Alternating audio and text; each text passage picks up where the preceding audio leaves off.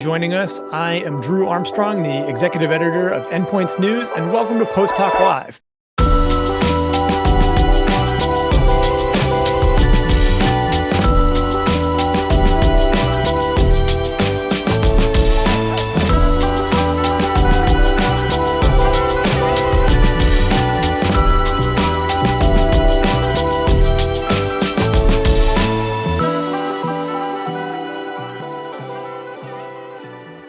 Good morning, everybody. Good afternoon, and good evening to those of you who are joining us from other places in the world.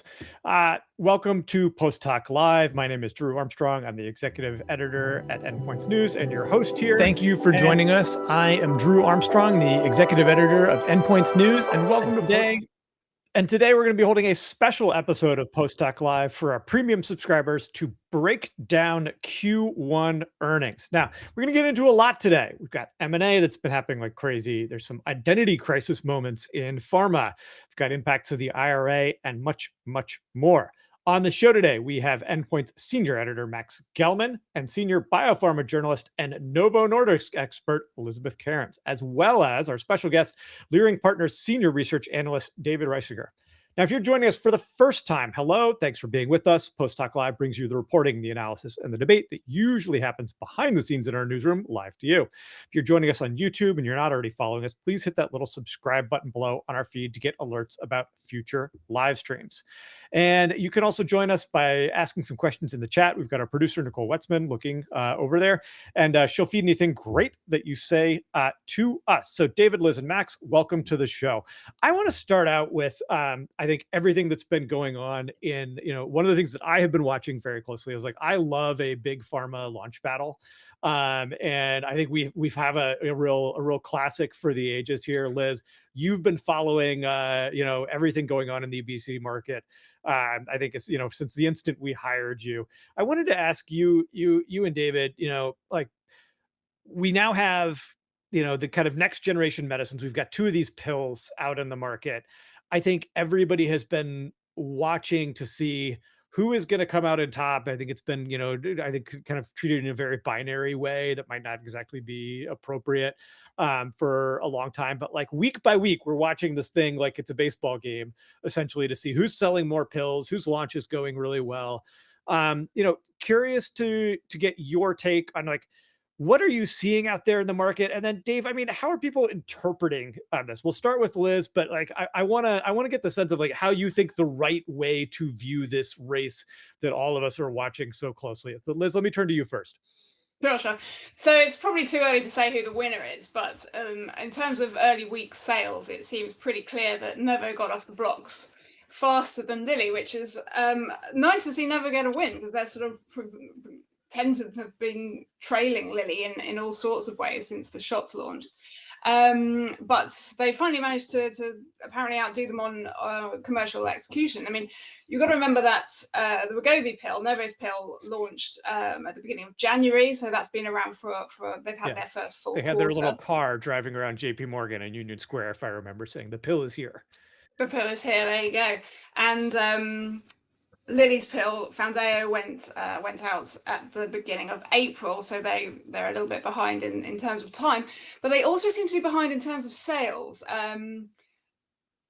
Lilly's, there were some prescription data that came out late last week that suggested that in the first sort of 2 or 3 weeks, Lilly's pill had taken off, Novo's pill had taken off more strongly than Lilly's pill now is. Now we're comparing sort of their first quarter data, which is a bit unfair because obviously Novo's has been around longer, but Novo is saying that 1 million patients are already taking their Wegovy pill and that it's just immensely popular with patients and doctors. Whereas Lilly are reaching about 20,000 people so far. That could all change in the coming months, but so far it looks like that Novo have managed to use things like the telehealth channels, self-pay channels, to which they were slow to adopt when it came to the shots. So they're kind of taking a much more aggressive launch process, and it seems to be working out for them. Dave, what's going on here? I think, we all watched Novo initially lose one of the great leads in biopharma commercial execution ever. And now they seem to be a bit more on on the front foot. What do you think is going on here that they are getting this right? And I think to, further bludgeon the sports metaphor I used a bit. I mean, are we just in the first quarter here? And maybe paying all a bit too much attention to this for the moment, or is this a lead that really, really matters? Yeah, look, well, first of all, thanks so much for having me. It's great to be here. I would say that oral Wegovy was able to benefit from a number of factors. First of all, that no patient in the United States was really waiting for Foundayo. Mhm. I would argue that 99.9% of Americans had never heard of orforglipron or Foundayo until the last few weeks. And so, with oral Wegovy launching in early January with that Wegovy brand name, which is a household name, that drew in significant patient demand, right? That's And interesting. Yeah. whether it be patients that were obese, that were afraid of injections, or not inclined to take an injection, or patients who are overweight who are not inclined to take an injection, there's tremendous interest in an oral alternative. And we've seen that in that oral Wegovy uptake to date. So oral Wegovy has captured significant demand months ahead of Foundayo launching. And so I would expect oral Wegovy to remain in the lead in the near to medium term, maybe even long term in the US. But the opportunity for Foundayo is really its global reach, that Mhm. they can manufacture at scale. It is not an oral peptide like oral Wegovy is, much cheaper to manufacture, and they will blanket the world with Foundayo for both diabetes and for obesity and overweight patients over the next year. And that's really the big opportunity for Foundayo is ex-US sales potential, where I do expect Foundayo to dominate. You've been doing this for a while. I mean, your healthcare analyst career dates back to 1991. You were with Dylan Reed. You've done Morgan Stanley, Merrill Lynch, B of A. When you look at these type of early commercial leads, we always, I think, in this industry, put a lot of emphasis on being first and things like that. But these are going to be multi-year products and a multi-decade competition potentially in this category. How much does an early lead like this matter, or are we all putting a little bit too much on this? Well, look, I think the early lead does matter a lot. What we just don't have a good sense for is the real world patient experience with both products yet. So, obviously, with oral Wegovy, patients have to fast for 30 minutes. The instruction is each morning that they take their pill, they're supposed to wait 30 minutes before consuming more than 4 ounces Mhm. of water. So that means if they're on other medications or they want to take vitamins or eat any food, they are supposed to comply with that. Now, if they don't comply, it will negatively impact the efficacy. So that doesn't have any implications for the tolerability profile. But that's something that we'll have to see how that plays out. And then with respect to Foundayo, we'll have to see what that patient experience is in terms of real world tolerability. Um, and it does have that differentiating feature of no fasting required. But we'll see, the sales play out. But it's not as if Foundayo is going to suddenly be gaining such market share that it's going to be leading in market share anytime soon in the US. Like I mentioned, I think its big opportunity is to generate dramatically greater sales ex-US than oral Wegovy. Obviously, oral Wegovy is quite expensive to manufacture as an oral peptide, and that will limit Novo's ability to globalize that product. I want to come to Max in a second here on a few questions I think about kind of some identity crisis moments we have in pharma. You know, I think specifically talking about Bristol Myers and Sanofi. But before we leave this, I wanted to ask both you and Liz. I think there's a huge pipeline of obesity assets out there, and I think at any one moment, we've been living in a duopoly world for the last little bit, but there's an enormous amount of stuff coming, I think, over the next few years that's going to fragment this market further. I think, Liz, let me ask you, I mean, I just how should we be thinking about the breadth of that coming pipeline? And then David, as you've been kind of thinking about how you model, what competition looks like in the future and what you're talking to clients about, how does that play out? But Liz, I think just for you real quickly, I mean, walk us through kind of the breadth of the assets out there. There are hundreds, but almost all of them are still phase one. There are a few coming through phase two. As far as the ones that are really approaching the market, there are some interesting new mechanisms coming through. They're all based on GLP-1s, but mixed with different things. So Boehringer Ingelheim and Zealand Pharma have a drug called survodutide. That is going to have its full phase 3 data presented at the ADA meeting in June. That's very closely watched. Lilly have an exciting molecule, which is a triple agonist, which has had absolutely extraordinary effects on weight loss in its phase 2. They've started. They have money to throw, and they have thrown it. It's in dozens of phase 3 trials. It's called retatrutide, and that is going to be really interesting when further data come out on that. Dave, how should we be thinking about, I mean, when these other drugs kind of start to emerge, we've been kind of seeing this competition a lot on commercial execution. And like you mentioned, this wonderful brand recognition that Novo had going with their pill and the advantage of being first. But like fast forward as 5 years where presumably we have multiple products on the market. The profile of those other products look very different side effects, different weight loss effects. I mean, what is going to be, how should we be globally thinking about how this looks like in a half decade when the competitive set is very different? Yeah, look, that's a great question. I guess I would say a couple things that, the good thing for Lilly is that they're leading with innovation, right? So obviously, Liz just mentioned the retatrutide opportunity. That product should launch in 2027. They're also advancing eloralintide, both as a monotherapy and likely in combination with tirzepatide. So we're excited to see the eloralintide combination results with tirzepatide in the second half of this year. We see an opportunity for them to potentially combine that into a novel triple that would have a better gastrointestinal profile than tirzepatide and semaglutide. So that could be quite exciting.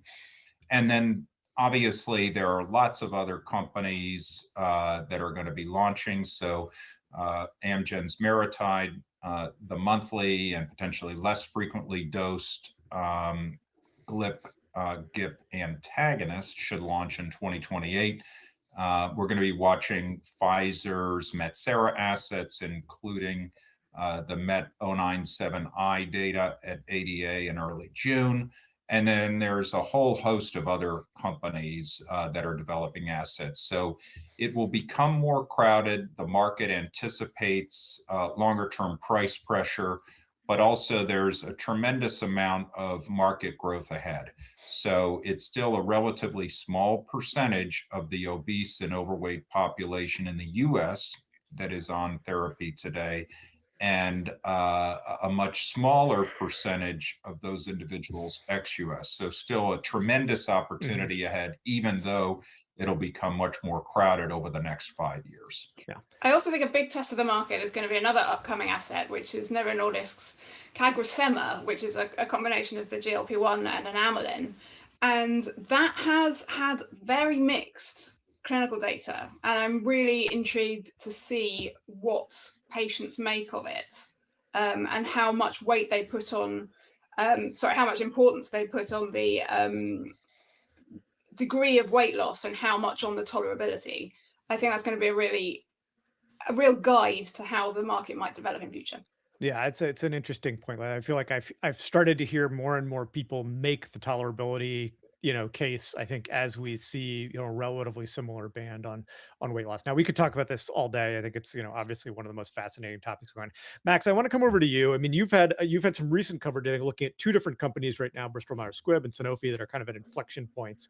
Sanofi, new CEO taking over, I think, after some kind of disappointments there. I mean, that's obviously one of probably the toughest job in pharma in the C-suite. Bristol Myers kind of, had been really focused on cost cuts. And I think people starting to ask, the question of where do they go from here? Why don't you walk us through a little bit of the coverage that you've been doing, kind of what you heard at earnings around both of these? And I think, help us understand, it's always interesting. Every few years, I feel like we see companies have moments where they get a chance to redefine themselves and really set the path. Obviously, there's companies like Lilly, like Novo, where we really do know where they're going. I think those are a bit more open questions at Bristol Myers and Sanofi, wouldn't you say? Yeah, no, for sure. And this is all, dealing with the big pharma patent cliff that's expected to hit by the end of the decade, really. There's estimates that are somewhere between 200 and 300 billion dollars worth of drugs is going to fall off patent by the end of the 2020s. For Bristol Myers, that includes Eliquis and Opdivo most prominently. Eliquis has already seen some pressure because that drug was selected for the first round of IRA negotiations under former President Joe Biden's administration. Opdivo, their PD-1 checkpoint inhibitor, should be probably falling off patent 2028 or so. And this has really created, a bit of an identity crisis for Bristol Myers heading into this year. There's a lot of excitement around their pipeline for what seems to be like the first time in a while. And the question is, like, are these pipeline programs going to be able to help bridge that cliff? There's been a lot of excitement about the schizophrenia drug Cobenfy that they're trying to expand into other neuropsychiatric indications, which has gotten off to a bit of a rough start. There's excitement around some of the acquisitions that they made for the drugs from Raise Bio and from Mirati. And then there's also excitement around, the PD-1 VEGF bispecific program, Pumitamig, which they're partnered with BioNTech. And that has, there's going to be a lot of updates around that at ASCO later this month. But that has really been sort of the next wave of hopeful oncology innovation after there's been some struggles to move beyond just PD-1, PD-L1 monotherapies. At Sanofi, it's a little bit different. Their big patent cliff is Dupixent, which isn't coming until 2031 or 2032. But they've spent the last 7 or 8 years under Paul Hudson going all in on immunology, trying to build new franchises out of drugs like amlitelimab or tolebrutinib. And that has just been a very rocky path for them. And so, not only do they have, this patent cliff upcoming, they have a little bit more time than some of the other drugs and other companies, but they have to, the new CEO, Belen Garijo, who was not on the earnings call because her first day was like 2 days after they reported earnings. But they have to figure out if they want to continue to stay the course with this immunology path, or maybe try to find some things that could also, or find things in other areas that could help bridge the cliff instead. Dave, let me turn to you on this. I mean, I think, one of the things that's always interesting to me is, big pharma's, once a decade kind of attempts to reinvent itself on the back of, some kind of significant success or significant deal. I mean, when you look at these companies, and I think, pulling in kind of this patent cliff issue, I think we're watching, Merck start to make the efforts as well, obviously to kind of get past Keytruda, Lilly getting way ahead of things with all of their efforts. what do you make of kind of the, the companies that, who do you see right now as kind of trying to find the new identity, and how would you assess their success in doing so? We can start with Bristol Myers and Sanofi, since Max has been covering those and have brought them up, and I do think they're particularly pressing, but curious to get your broader thoughts as well, kind of on the boom bust cycle in the industry. Sure, absolutely. Well, I guess I'll start with Bristol Myers. So, Bristol has major pipeline cards to turn over this year. That's much different than Sanofi, which I'll come back to. So, with respect to Bristol, Max mentioned pipeline candidates of note, and I would add that CellMods, which is follow-on candidates to Revlimid Pomalyst, will generate data in multiple myeloma. These are once daily pills that are designed to improve upon Revlimid Pomalyst. In addition, they have an LPA1 candidate for idiopathic pulmonary fibrosis, or IPF. That'll have a readout in the fourth quarter. And then Milvexian, which is a novel factor 11A blood thinner, will generate results in both secondary stroke prevention and atrial fibrillation in the fourth quarter. The atrial fibrillation is the big wild card, simply because they are going head to head versus apixaban.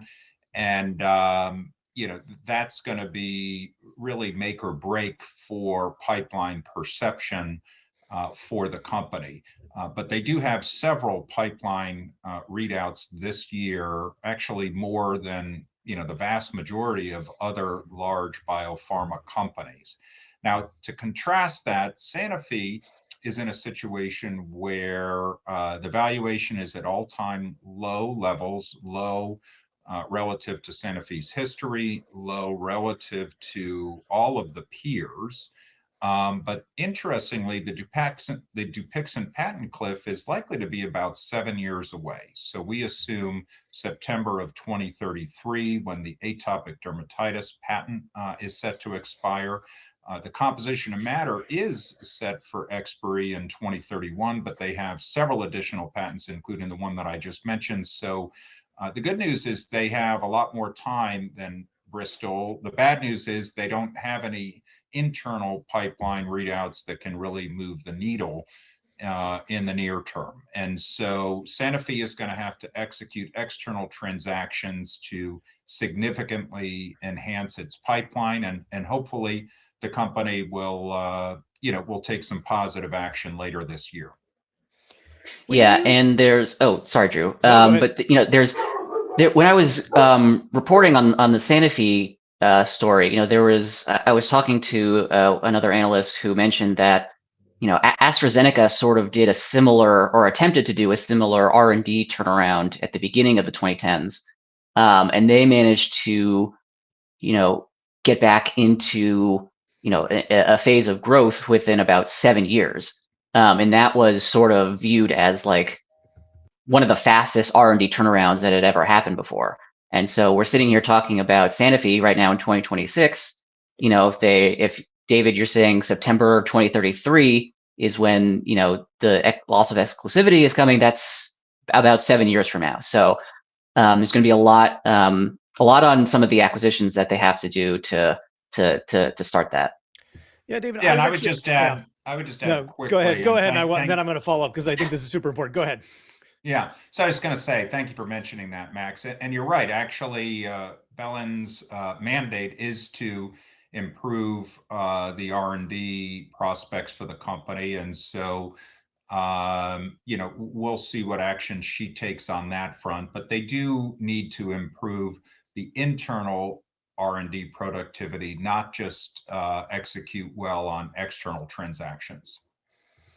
Yeah, so this is a really interesting topic. I was just out at the Milken Global Conference out in LA. This came up with a bunch of people I chatted with there in the pharma space. I feel like you see companies, and I would stick Lilly in right now as kind of the leading example, that you know have a moment of success and really great revenues, and being very proactive and aggressive about working on the pipeline either externally or what they're bringing forward internally to kind of future proof themselves and achieve some level of escape velocity.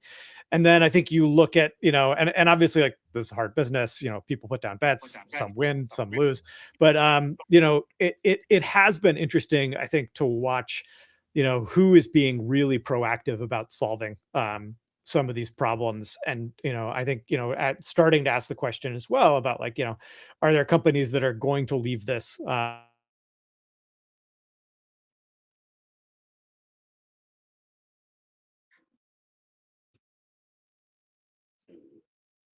Have we lost Drew? Yeah, sounds like. Sure. Oh, sorry, I'm back. You back? I'm back. Well, I mean, this is a pity because what I said while I was gone was brilliant and insightful, but now lost to history. Well, let me, I'll save you all the reblather of that. But Dave, I wanted to ask you. I mean, when we, talking about these companies, but then also kind of thinking about the broader universe. We mentioned AstraZeneca. Who do you think has done, in the kind of current set of the big cap pharmas? Who do you think is doing the best job right now, future proofing themselves or taking advantage of the moment of success that they have? And are there companies out there that you maybe worry, have a moment right now where they do have the cash flow and they do have the opportunity, but maybe aren't doing enough for the future? Yeah. Well, look, I'd call out Merck, right? Merck has executed on a number of external transactions that have enhanced the company's long-term growth prospects, and shareholders have been rewarded. And I would just point out that shareholders aren't particularly focused on dividend increases or stock buybacks when it comes to drug companies.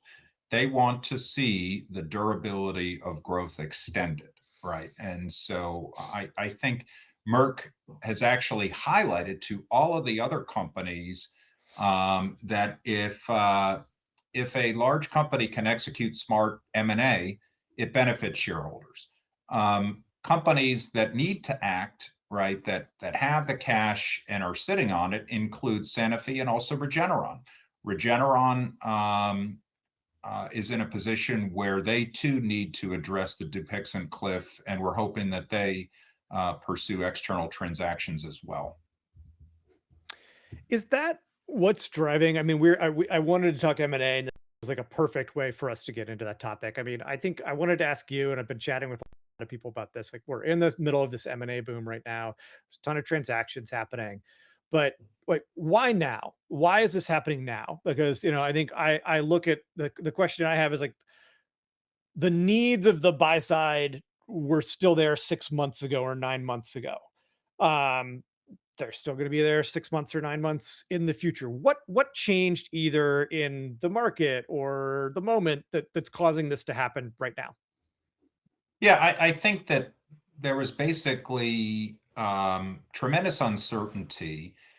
Valuations had gapped down in the first half of last year due to the Trump administration's threats against the industry, both when it came to Mhm. pricing and tariffs. And so, fortunately, there were positive developments last fall where the Trump administration actually began to work constructively with the industry. And obviously, the sector benefited from a stabilization and improvement in valuations.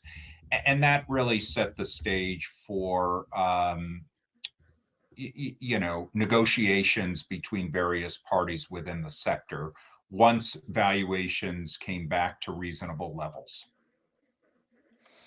Is there FOMO that's happening as well right now? I mean, I think, you talk to people about when we were in the kind of protracted slump or slide in public and I presume to a degree private valuations where, if you were a buyer, you could wait a month and your target stock might be 5% cheaper. Right now, it feels like if you wait a month, you might be paying, an additional premium on things. I mean, how much of this is driven by just, the market dynamics we're seeing right now?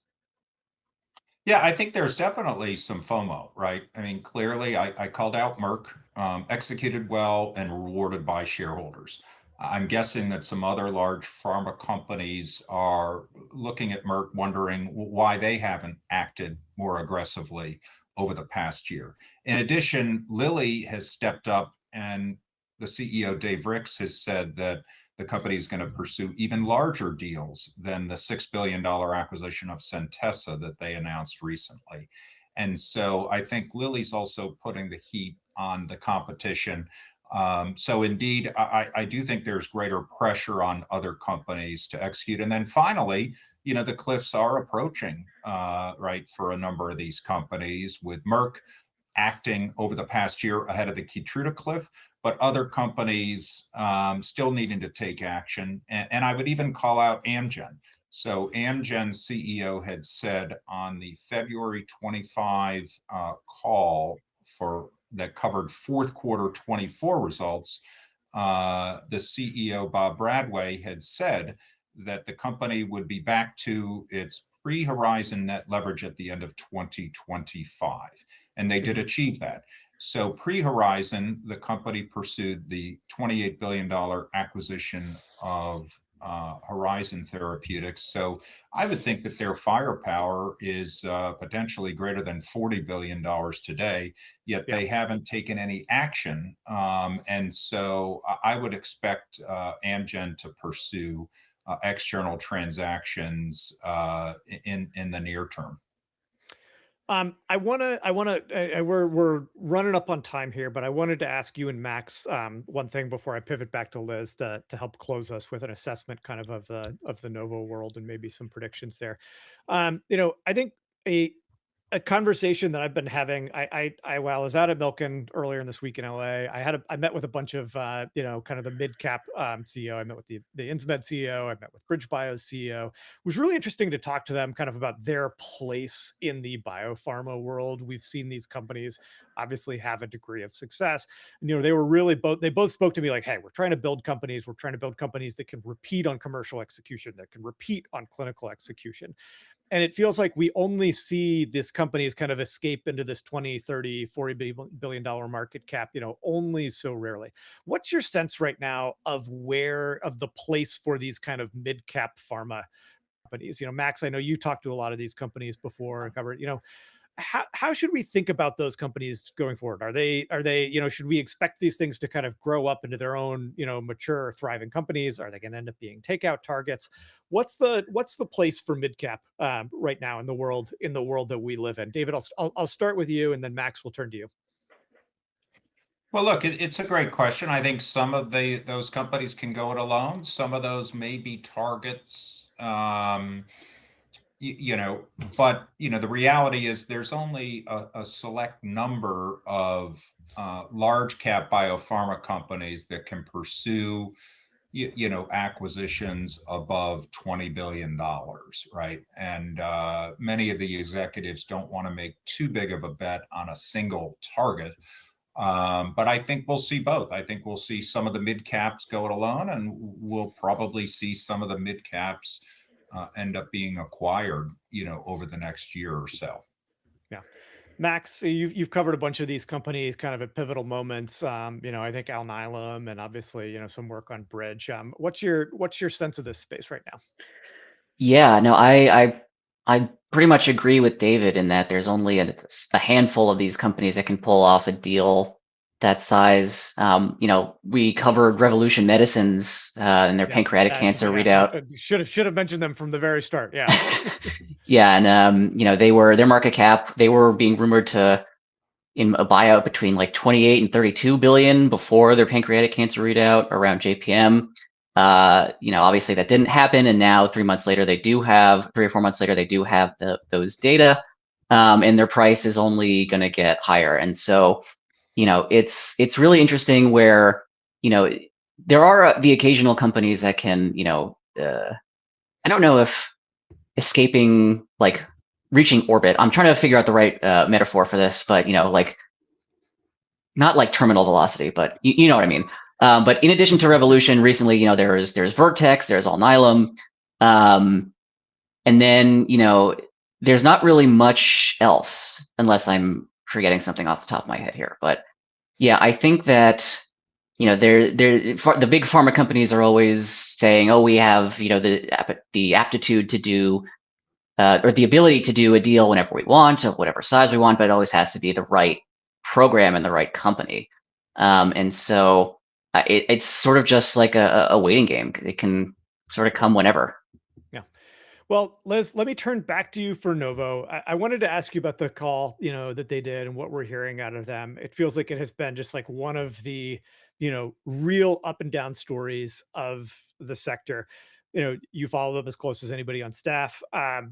What is your sense of where that company is in this moment? Kind of what we can expect from them in the future? Does it feel like the path forward now is really clear? And what are the things that we should be watching from them? You've outlined obviously the commercial stuff, you've outlined the CagriSema stuff, but how should we be thinking about them going forward? Take the last word for us. Well, I think it's back to deals again. In the contrast with Lilly, the only other commercial obesity company, couldn't be starker. Lilly are throwing money around like it's Christmas.